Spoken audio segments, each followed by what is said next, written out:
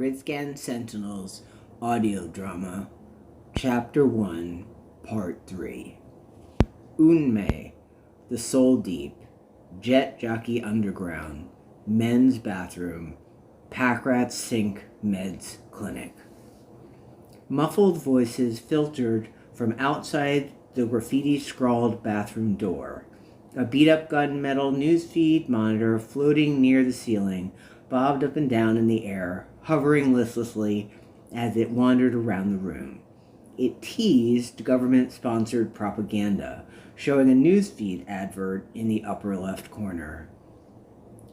The main window, a talk show, on low hum against the bounce of bass reverb from EDM electronica filtering in from right outside. Talk show ratings ticked in the corner as two journalists debated discussing the harsh new amendments to the thought crime laws passed by Parliament in a late-night marathon vote, recounting how the opposition party manipulated ministers, rigging the vote to ensure they could block the majority. Their actions would usher in radical, draconian statutes, adding to the rampant discrimination against psychics. It gave the zone police leverage to brutalize, detain, harass, and arrest without limit.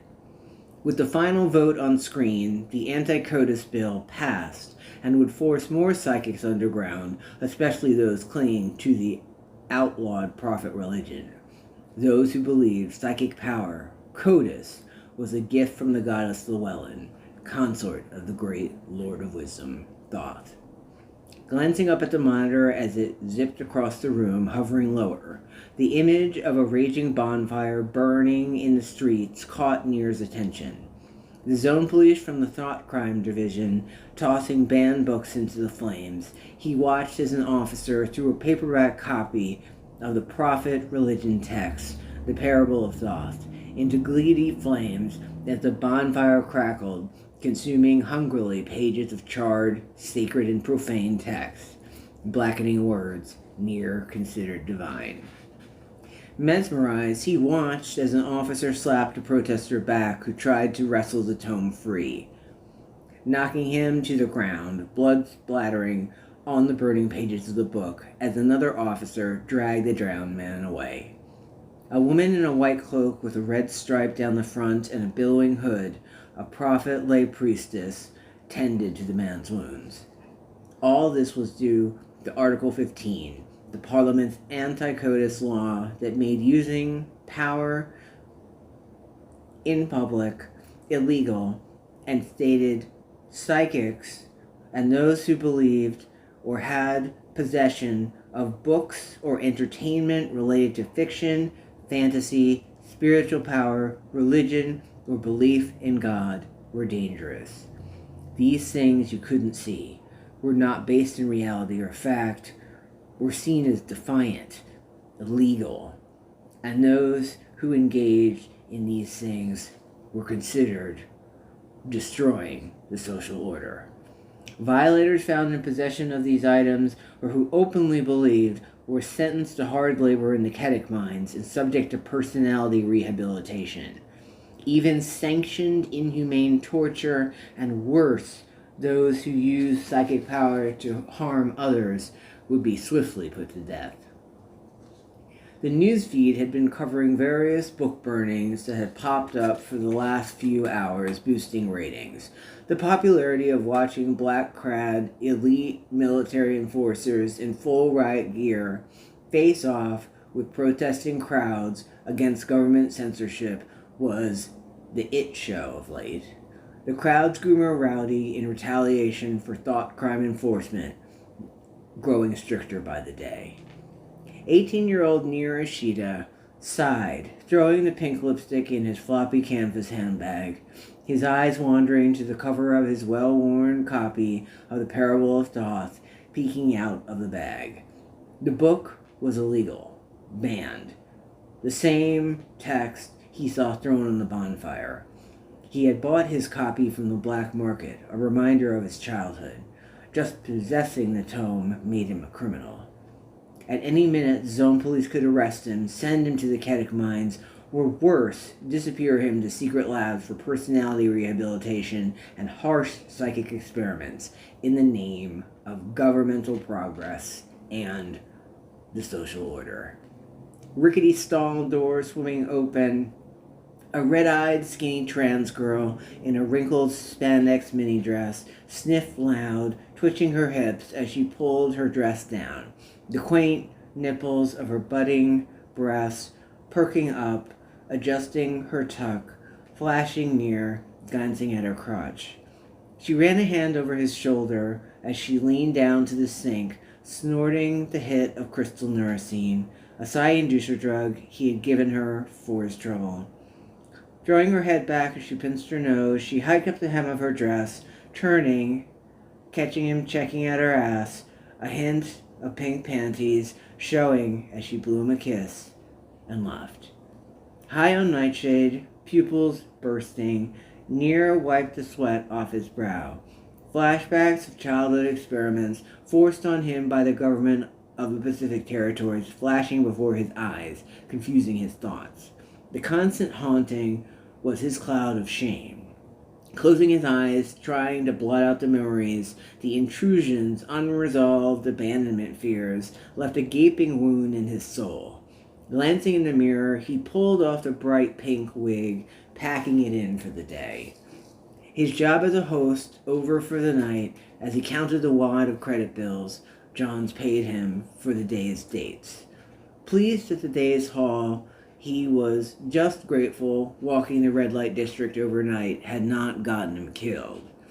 Tucking the wig in his bag, revealing a head of spiky, bright blue hair, Near wiggled his hips, hiking up the hem of his black skater jumper, the tech fabric glowing in the ratty fluorescent lights. The dress barely long enough to hide a hint of red embroidery, he pulled it down, hiding the bulge peeking out under his pink lace underwear. His killer femme aesthetic kept the Johns coming, passing androgynous, keeping his gender just ambiguous enough to make him a catch to the gay crowd, straights as well as the fetish chasers who wanted something exotic. Smooth porcelain skin, lips painted black glitter, his large hazel eyes captivated Johns wanting a piece. Willing to pay top dollar for his services, Near's reputation as an emo twink glitter boy kept him in work constantly. His pastel stem implants snaking over his eyebrows as well as the filters in his cheeks. The allure, his painted, tattooed eyeliner, and rouged high cheekbones, that girly girl it factor, made him a work of art. He fetched bank nightly, Johns wanting a romp between the sheets, legs up on eager shoulders between thrusts, cheeks flushed, body hot, his stem implants threw errors flashing before his eyes as he gritted his teeth, fighting back the sting. Recalibrating, ears ringing, he gripped the dirty sink, staring in the fingerprint-smeared mirror covered in Velvet Hour stickers, the Pack Rat Underground hollow patches. Colorful patches from the Pack Rat logos and advertisements for hacker meetups littered between phone numbers of escorts and transgender prostitutes, advertising for dates and blowjobs. He caught his own number amongst the fray in the soul-deep bathroom that still proved the best way to hook a John. Bloodshot eyes, the pain popping off like lightning, ripped through his temples. He blinked, head buzzing, jumbled thoughts confused, the error messages from his stem implants disorienting, the constant bombardment of messages from the tech making it hard to organize his thoughts. He took an extra hit of neuracine, but it didn't help calming his nerves as he waited for the cyberwire to reconfigure. The cybernetic implants at the base of his brain stem, his cyberwire linked to his psychic power, ached. Stomach tied up in knots, trying to keep from hurling, his vision was blurry as the room set into a spin. The cyberwire maintenance at the Pack Rat SyncMed clinic was why he came to the Soul Deep, trying to write the shoddy deck mod from the street vendor he got early in the day in the red light district, trying to save some coin. Knowing he made the wrong decision, the trip to synth meds to fix the damage just ended up costing more cash than he had. having spent all his credits he made earlier in the day from his tricks just to write his stupid as he slapped a mirror. Next time, asshole. Think. Working nights afforded him cash to crash at love hotels, vowing to never again sleep on the streets. He'd stim for hours, staying awake, chasing Johns like a fiend, picking up anyone who seemed the least bit interested, willing to pay. All he could think about now was fixing his wear, knowing synth meds would fix him up right. No questions, no BS. Skull throbbing, bold red text flashing before his eyes, tapping his cheek, the skid grid enhancements aired out, the text swirling. His pupils twitching as he pushed on the button above his eyebrows, trying to reset the optical sensor. Cells adjusting to the new grids. He noticed the red text turn white, spinning and jerking before his irises. Vision blurring as the configuration reset, the status bar counted down from 30, reassuring timer, relaying how long the nanomachines in his blood would need to sync with his psi signature. The auto-sync linked to the jack hardware at his temple, his cells adjusted to his newly calibrated sync tech. Shoulders shaking, he tried to push away the pain, hands trembling, his eyes hurting as the configuration downloaded. The sickly blue light bulb sprayed a dim azure glow from the ceiling, swaying on a frayed wire. The large fan blades turning as they scraped, confusing his concentration, hurting his ears. His recalibrating optical sensors squirming, making it worse. Vertigo irritating, he hid his face as flashbacks overwhelmed, gritting his teeth. Mind wandering to his older brother Sakuma, who abandoned him after his parents were killed by the government. Left on the streets, his only way to survive as a homeless teen was to become a host, give blowjobs, hustle, trick, dumpster dive if he wanted to eat. The streets taught him to be a chameleon, become whatever the Johns wanted. He had to abandon himself, leave his moral compass behind. The remaining shattered fragments of a teenage soul devoured. Now he was cunning, unreadable, unclockable, a high-priced sex object, sleeping with old, worn-out men to survive. The glitch in his cyberwire was from being thrown down the stairs when one of his clients attacked. He took risks every night, venturing out dressed. Slapping the jack at his temple, trying to force the config, white text appearing before his eyes, intruding, obnoxious. Piece of crap. Fishing in his bag, he unfolded a tiny screwdriver, jamming the sharp flat end into his jack intake, trying to trick the reset. Cursing under his breath, distracted, his thoughts wandered to Sakuma again. At the Psi faction, a clandestine operative. His brother, the unfortunate pawn, controlled by the elite government. Sneering, his mind wandered again, Sakuma nagging, constantly warning him that manually resetting his jack was dangerous, could cause issues with the tech, induce a deadly cascade that could kill him, overload his senses. His cybernetic tech sync frying his brain, he knew the danger, didn't care. The street was going to kill him anyway, let it come faster. Teeth clenched, buzzing in his ears, intense cyberwire reacting as he jerked the screwdriver back and forth in the intake, trying to get the organic sweet spot.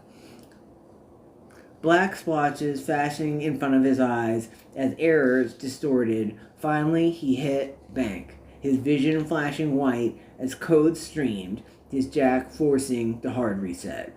Nerves calming as the edge eased off, the pain vanished as he got control of his cyberwire once again. A smile snaking across his face, pulling on a pink and red striped beanie with white pom-pom at the crown, he stepped back from the mirror, glancing over at the toilet, senses kicking in.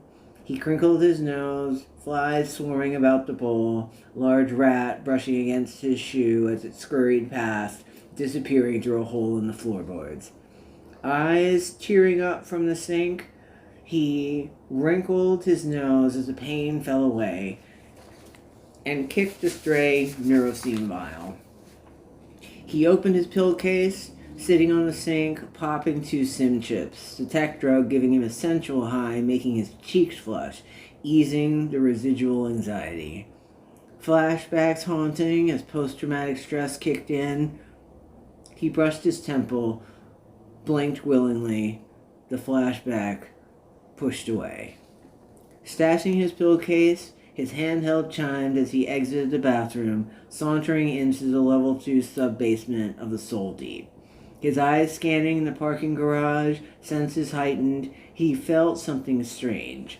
His psychic power triggered, picking up residual danger nearby. As he crossed the floor, he spotted the drug dealer Wraith with his white spiky hair on top and black at the back. As a personality, Wraith was loud, easy to spot, someone everyone in the echelons knew, as he was definitely black market famous. Wraith was notorious.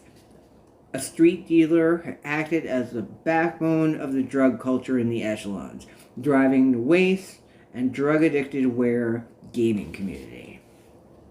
Drug culture, with jet jockeys hacking into the grydscaen, the Soul Deep was run by dreadlock, dark-skin, straight-edge, tech rasta, hacker informant, Jazz, who provided intel to both sides of the hacker revolution, playing one off the other. Wandering towards Wraith, Nier was stopped by a burly, rainbow dreadlocked bouncer, gateway to Wraith, as he slapped Nier's chest. Need Wraith? Gotta get through me. Touching the bouncer's cheek, Nier stroked the stim implants under his right eye, working him as he sensed the man's weakness. Can take the edge off, honey. I'm open. You know it. Sexing him up, Nier played, getting the bouncer's attention, sneaking his hand around the man's chest to his crotch, pinching his fingers, feeling him up, a subtle hint triggering a reaction. Influencing with psychic persuasion, Nier touched the bouncer's heart with his mind, manipulating him, influencing, knowing he was going to get exactly what he wanted. Pitching his voice, Nier touched the bouncer's cheek, leaning in close. Yeah, honey, I know you want it. Come. I see Wraith now. Please, you know I'm good for it. The real.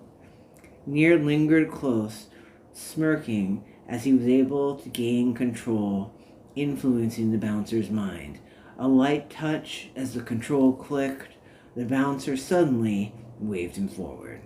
Sure, kid, Wraith's free. Go on. He's waiting for you. Influence successful, Nier slipped past, skipping over to Wraith, who was engaged, spotting Fade Callan the hacker and high-priced host, wearing his signature black, slick tech fabric, pack rat runner's outfit with the cutouts, buckles, and combat boots. The clothes, cyber hacker, vigilante, sleek and deadly, a distinct tell he was a member of the pack rat runners. Pulling a wad of credit bills out of his purse, needing to unload the worthless paper from his johns, the cash kept sex under the table. The echelon's economy, even with the elite government subsidies to keep a full economic crash at bay, the stock market was still on the brink of collapse. He'd pay Wraith in coin just to get rid of stray paper. Smiling, Fade flashed a concerned scowl, crossing his lips, then once more gone, as he noticed Nier's slightly swollen eyelid, gently brushing his protege's bangs off his face. Best have synth meds take a look at your implant. Your eyes puffy, got a wear allergy, not a good look. Puffy eyes don't get dates. A host gotta look the part, kid. Better. You know. Fade pulled a makeup compact out of his pocket, handing it to Nier, who opened it, checking his eyes, after noticing the compact brand, as he patted his face with the puff, applying the light concealer to hide the shine under his eye. The brand rare in the echelons, too expensive for a blank. Nier realized this makeup could only be from the city, suddenly guessing Fade had a John that had most likely brought him the compact as a vanity thank you gift for a night of hot sex. Fade was in city perfect, metropolitan utopia, luxury satin sheets. Nier batted his eyelashes for effect, digging in at Fade, smiling, reacting to his game as he obsessed. Fade was famous in the hacker community, someone as a host to look up to. Fade patted Nier's shoulder, reassuring him, relaying he was not playing, which caused Nier to ease up.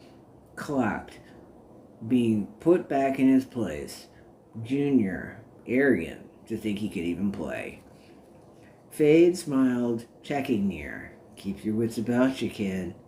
The echelons are dangerous. Sun's gone down, you know how it plays. Zone police, hauling in hosts, checking licenses. Watch your six tonight. Got a bad feeling. Zone police are extra jumpy. Nier leaned in. Thanks for the warn, but I got Velvet Hour on my side. They take care of me. All for the hacker revolution. Fade walked off, disengaging, as Nier left race without getting his fix. The want forgotten, walking towards the Med's clinic. His cyberwire jack config finally complete, everything back to normal. His vision no longer plagued by errors was a relief. But his puffy face, as Fade called out, would hurt him getting dates tonight. All too true. He'd have to fix that. Take his advice.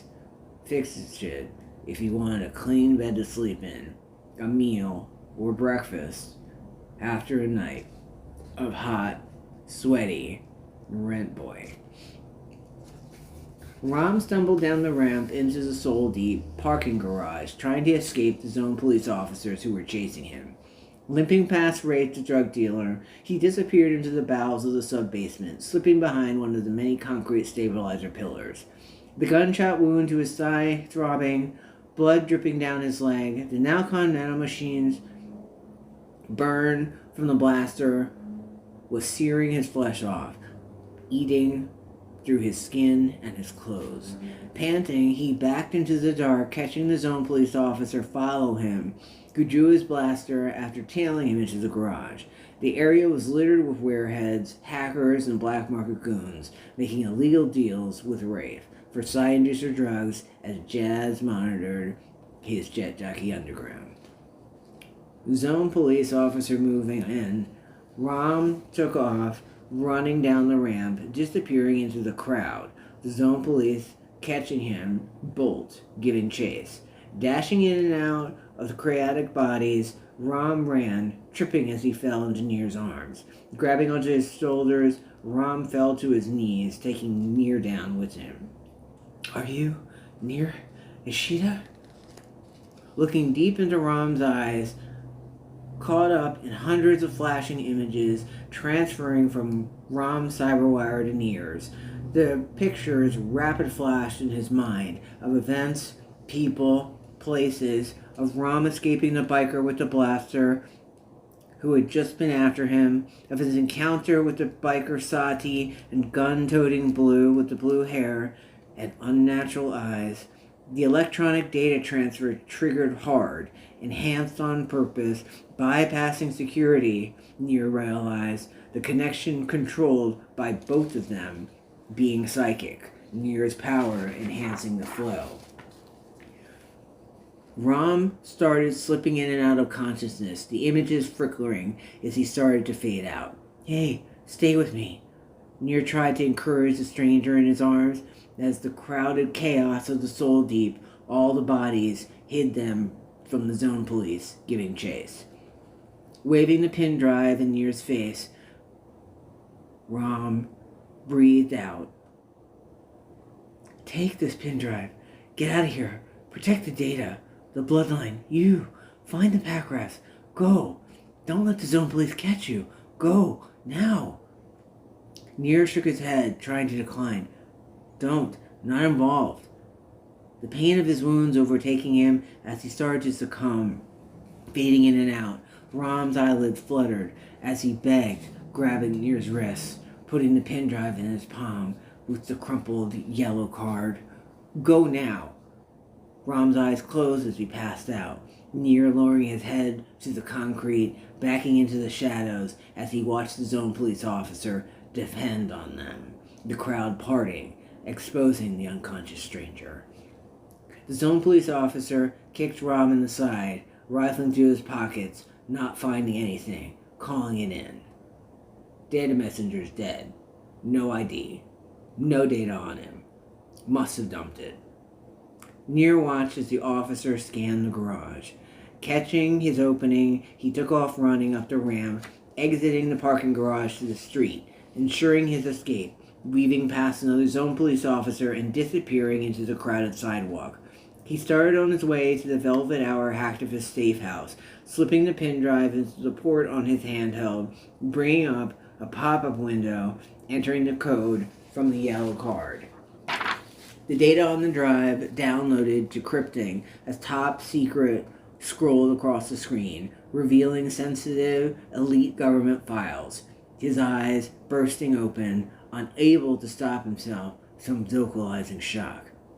This is top secret from the elite military? A warrant for Fade Callan murder? To silence him? No way. And information about Sentinels? What is a Septentrium? What is that? As he got out onto the street, weaving in and out of the hustle and bustle of the crowd, he passed a vid panel on a convenience store front. Elite government propaganda spewed by the news feed that never went off the air, filtering out into the street behind a red-cloaked priest with his hood up, arms sprinkled in thick black tattoos and celestial script up and down his flesh. The priest's face was tattooed with dark coal outlining his eyes, cheeks adorned with sacred wardings as he clasped his hands in blessing to any who held up their handhelds toward him as he recited mantras to the small crowd that was gathering. The newsfeed monitor flashed, then cut out, interrupted by white noise as nonsense images took over, a hacker zipping the newsfeed, signal taken over by hackers. The screen faded to black, then flashed the Pack Rat logo as the face of Fade Callan appeared on screen, staring straight at him. The visuals glossed over with elite government subliminal messaging. Engrossed, unable to turn away, he listened to Fade's voice ring out into the street, accusing the elite government of lies and overreach. I am Fade Callan. We are Pack Rats, hackers, voice of the resistance. We are the code. We are the grydscaen. This is who we are. Hackers unite. Hack till you're dead. The air raid siren blared into the street, the government reacting immediately to Fade's hostile takeover of the newsfeed as he tried to silence the rebellion, keep the echelons, the blanks, who would never be citizens, in the dark. The screen flashed offline as the government wrestled the signal back from the Pack Rats, resuming their oppressive propaganda as a newscaster came back on and the scheduled programming returned to the screen. Snapping out of it, the subliminal messaging ceased. Nier glanced behind him, catching a zone police officer glaring at him. Shrugging his shoulders, he took off, making his way to the Velvet Hour safe house, knowing the data he carried could change the course of the Civil War. Getting lost in the crowded street, he disappeared down an alley, sipping into an abandoned building, climbing the stairs, putting his eye up to the door, triggering his cyberwire, which flashed code across his iris. The bioscanner shining on his cornea, reading his passcode, allowed him entry into the Velvet Hour cyber terrorist secret headquarters. Flat on his back in the garage, on the floor, of the sub-basement, in the Soul Deep, Rom stirred, blinking as he slowly woke up from where he had fallen. His cyberwire skin job implant having healed him from the damage from the Nalcon wound, he had used his psychic power to control and suppress his heart rate, lower his breathing, so it would seem like he was dead. He dug a finger into the bullet wound, extracting it in the nanomachines as the blood neutralized. Rising to his feet, happy his little trick had worked, evading the zone police, he walked up the ramp to street level, exiting the garage as he regained his strength. All he needed now was to ensure the pin drive got to the target. He rolled up his sleeve, exposing the cybernetic circuitry tattoo on his forearm. Data flashing before his eyes, confirming that he had delivered the files to Nier as had been requested. He just needed to confirm Velvet Hour could get the intel to the factions so they could change the course of the hacker revolution. Fight back against the government. If possible, the intel would reduce the elite's stranglehold over the echelons. Brushing off his thighs, he touched the tip of his index finger to his forehead, then teleported out in a flash of light. End Chapter 1, Part 3.